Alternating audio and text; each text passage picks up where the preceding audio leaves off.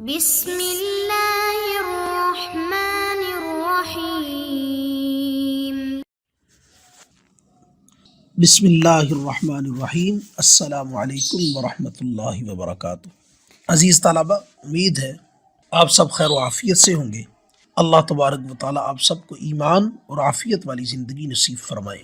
عزیز طلبہ، تو آج ہم سبق نمبر 2 کو پڑھنے جا رہے ہیں، جس کا عنوان ہے علم فقہ کی اہمیت قرآن، حدیث اور سلف صالحین کی نظر میں۔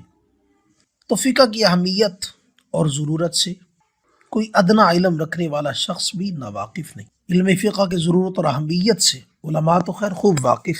ہر دیندار شخص جو ضروریات دین کی کچھ نہ کچھ سمجھ بوجھ رکھتا ہے، وہ بھی علم فقہ کی ضرورت، اہمیت کا انکار نہیں کر سکتا۔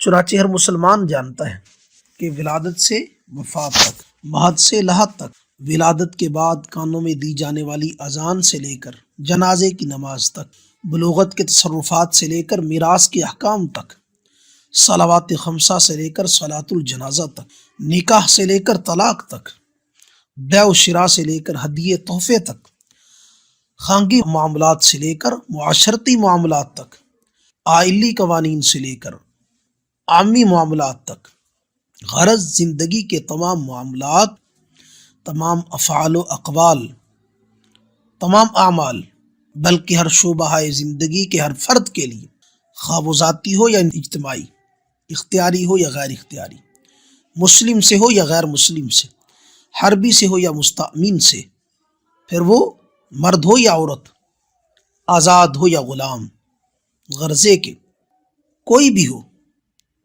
اس کے ہر عمل کا حکم فقہ میں کتاب اللہ، سنت رسول اللہ، اجماع امت، قیاس شرعی اور استحسان وغیرہ کی روشنی میں موجود ہے۔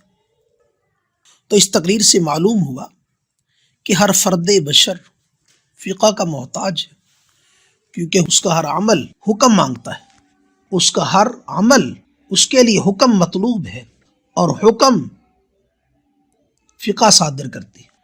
حکم فقہ بتلاتی ہے کہ آیا کہ یہ فعل فرض تھا، واجب تھا، سنت تھا، مستحب تھا، مندوب تھا، مکروہ تھا، حرام تھا۔ یہ تفصیلات فقہ بتلاتی ہے۔ اس لیے ہر فرد بشر فقہ کا محتاج ہے۔ اسی لیے اللہ تبارک و تعالیٰ نے فقہ اور تفقہ فی الدین کی اہمیت بیان کرتے ہوئے قرآن پاک کی سورہ توبہ آیت نمبر 122 میں ارشاد فرمایا، وَمَا كَانَ الْمُؤْمِنُونَ لِيَنْفِرُوا كَافَّةً، کہ مسلمانوں کے لیے، ایمان والوں کے لیے مناسب نہیں کہ سب کے سب نکل کھڑے ہوں، سب کے سب جہاد پر نکل جائیں۔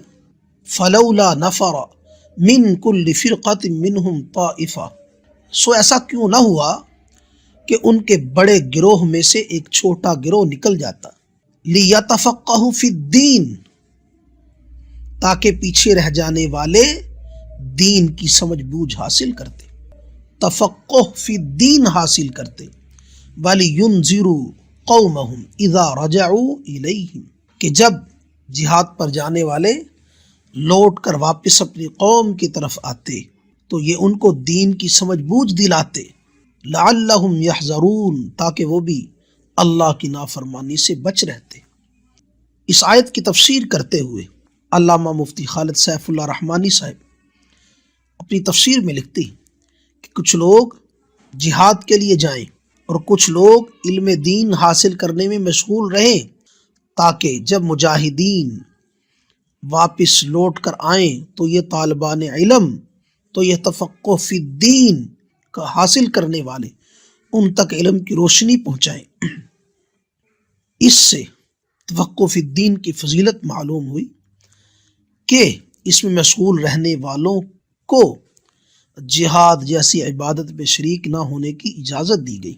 آگے جا کر لکھتے ہیں کہ قرآن میں یہاں تفقہ کا لفظ آیا ہے، یعنی لیتفقہوا، تفقہ کا لفظ ہے۔ عربی زبان میں اس وزن پر جو الفاظ آتے ہیں ان میں تکلف اور خصوصی محنت و جستجو کے معنی پائے جاتے ہیں۔ تو تفقہ کے معنی ہوئے خوب تدبر، گہرائی اور بصیرت کے ساتھ علم حاصل کرنے کے۔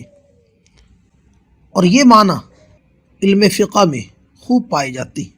اسی لیے علامہ قرطبی رحمۃ اللہ علیہ نے لیتفقہوا کے معنی لیتعلموا سے نہیں کیے، بلکہ فرمایا لیتفقہوا ای یتبصروا، یعنی خوب بصیرت حاصل کرو، خوب بصیرت حاصل کرو۔ اور بصیرت دراصل فقاہت کا نام ہے۔ اس کو مثال سے یوں سمجھیے گا، عبداللہ بن مسعود رضی اللہ تعالی عنہ کے بارے میں آتا ہے کہ ایک مرتبہ آپ سے پوچھا گیا کہ عبداللہ، رسول اللہ صلی اللہ علیہ وسلم خطبہ کھڑے ہو کر دیا کرتے تھے یا بیٹھ کر؟ آپ نے ارشاد فرمایا، کیا تم نے سورہ جمعہ نہیں پڑھی؟ تو سائل نے کہا پڑھی۔ آپ فرمایا سورہ جمعہ میں آپ نے نہیں پڑھا کہ رسول اللہ صلی اللہ علیہ وسلم خطبہ کھڑے ہو کر دیا کرتے تھے؟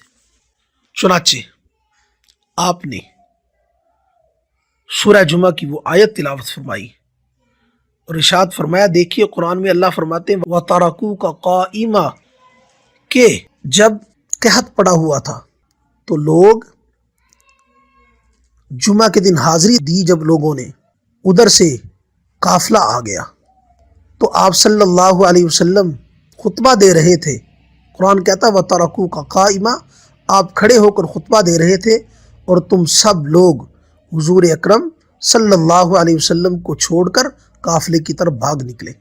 تو فرمایا دیکھیے اس آیت سے معلوم ہوتا ہے کہ جناب رسول اللہ صلی اللہ علیہ وسلم خطبہ کھڑے ہو کر دیا کرتے تھے، کہ قرآن پاک نے لفظ قائمن کا استعمال فرمایا۔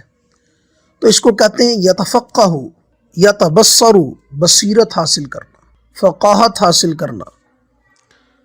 چنانچہ اللہ تبارک و تعالی ایک دوسری آیت سورہ بقرہ آیت نمبر 269 ارشاد فرماتے ہیں یؤتی الحکمت من یشاء، یؤتی الحکمت من یشاء ومن یؤت الحکمت فقد اوتی خیرا کثیرا، جس کا ترجمہ ہے کہ جس کو حکمت عطا کر دی گئی اس کو تو خیر کثیر عطا کر دی گئی۔ اس کی تفسیر میں مشہور مفسر حضرت مجاہد رحمۃ اللہ علیہ اور حضرت ضحاک رحمہ اللہ تعالی فرماتے ہیں کہ حکمت سے مراد تفقہ ہے۔ اس آیت میں حکمت سے مراد تفقہ ہے۔ اس کی تائید ایک مشہور روایت سے ہوتی ہے، جس کو امام بخاری رحمۃ اللہ علیہ نے بخاری شریف جلد اول میں نقل کیا ہے کہ حضور نبی کریم صلی اللہ علیہ وسلم نے ارشاد فرمایا من یرید اللہ بہ خیرا یفقہہ فی الدین، کہ اللہ تبارک و تعالی جس کے ساتھ خیر و بھلائی کا ارادہ فرماتے، خداوند تعالیٰ جس کے ساتھ خیر و بھلائی کا ارادہ فرماتے تو اس کو تفقہ فی الدین کی دولت سے نوازتے ہیں۔ اور ایک دوسری حدیث میں ارشاد نبوی صلی اللہ علیہ وسلم ہے، آپ نے ارشاد فرمایا تجدون الناس معادن خیارہم فی الجاہلیہ خیارہم فی الاسلام اذا فقہوا، تجدون الناس معادن خیارہم فی الجاہلیہ خیارہم فی الاسلام اذا فقہوا، کہ تم لوگوں کو معدنی ذخائر کی طرح پاؤ گے، معدنیات کے ذخائر کی طرح پاؤ گے، کہ ان میں جو لوگ زمانہ جاہلیت میں باوقار اور افضل سمجھے جاتے تھے وہ اسلام لانے کے بعد بھی افضل اور باوقار سمجھے جائیں گے، بشرطہ کہ وہ دین کی سمجھ بوجھ حاصل کریں۔ اذا فقہوا، بشرطہ کہ وہ دین کی سمجھ بوجھ حاصل کریں۔ اس حدیث میں جناب رسول اللہ صلی اللہ علیہ وسلم نے جو لفظ استعمال فرمائے وہ فقہوا کے ہیں، سمجھ بوجھ حاصل کرنا، بصیرت حاصل کرنا۔ تو درجے کا تفاوت، درجے کا افضل ہونا، اس کی شرط کیا ارشاد فرمائی اذا فقہوا، کہ جب کہ وہ دین کی فقاہت، دین کی سمجھ بوجھ، دین کی بصیرت حاصل کریں تو یہ افضلیت کا معیار ہوگا، تو ان کا مقام یوں ہی افضل اور اونچا رہے گا۔ تو اس لیے یہ علم فقہ علم والوں کے درجات کو بلند کرنے والی ہے، ان کے درجات کو بڑھانے والی ہے۔ چنانچہ الفقی والمتفقہ ایک کتاب ہے، اس کے صفحہ نمبر 28 پر ایک حدیث نقل کی گئی ہے کہ سب سے افضل عبادت فقہ اور تفقہ فی الدین ہے، جبکہ افضل دین پرہیزگاری، ورع اور تقوی ہے۔ سب سے افضل عبادت فقہ ہے، فقہ اور تفقہ فی الدین ہے، اور سب سے افضل دین پرہیزگاری، ورع اور تقوی کا اختیار کرنا ہے۔ اس کے علاوہ سلف صالحین نے فقہ کی اہمیت اور ضرورت خوب بیان فرمائی۔ چنانچہ امیر المومنین حضرت امیر معاویہ رضی اللہ تعالی عنہ ایک مرتبہ مکہ کی وادی ابطح میں فروکش تھے۔ آپ نے وہاں پر اپنی مجلس جمائی اور حاجیوں کی جماعتیں آپ کے سامنے سے گزرنے لگیں، اور آپ کے ساتھ آپ کے بیٹے بھی تھے۔ ایک قافلہ گزرا، اس میں ایک نوجوان شعر گنگنا رہے تھے۔ آپ نے پوچھا یہ کون ہے؟ تو بتایا گیا یہ عبداللہ بن جعفر ہے رضی اللہ تعالیٰ۔ آپ نے فرمایا ٹھیک۔ پھر دوسرا ایک قافلہ گزرا، اس میں بھی ایک نوجوان شعر گنگنا رہا تھا۔ پوچھا گیا یہ کون ہے؟ بتایا گیا یہ عمر بن ابی ربیعہ ہے۔ اس کے بعد ایک بڑی جماعت گزری جس میں ایک صاحب تھے جن سے لوگ حج کے مسائل پوچھ رہے تھے۔ کوئی کہہ رہا تھا میں نے سر مڈانے سے پہلے رمی کر لی، اور کوئی پوچھ رہا تھا کہ میں نے رمی سے پہلے سر مڈا لیا۔ حضرت امیر معاویہ رضی اللہ تعالیٰ عنہ نے پوچھا یہ کون ہے؟ تو آپ کو بتلایا گیا یہ حضرت عمر بن خطاب رضی اللہ تعالیٰ عنہ کے بیٹے عبداللہ بن عمر رضی اللہ تعالیٰ عنہ۔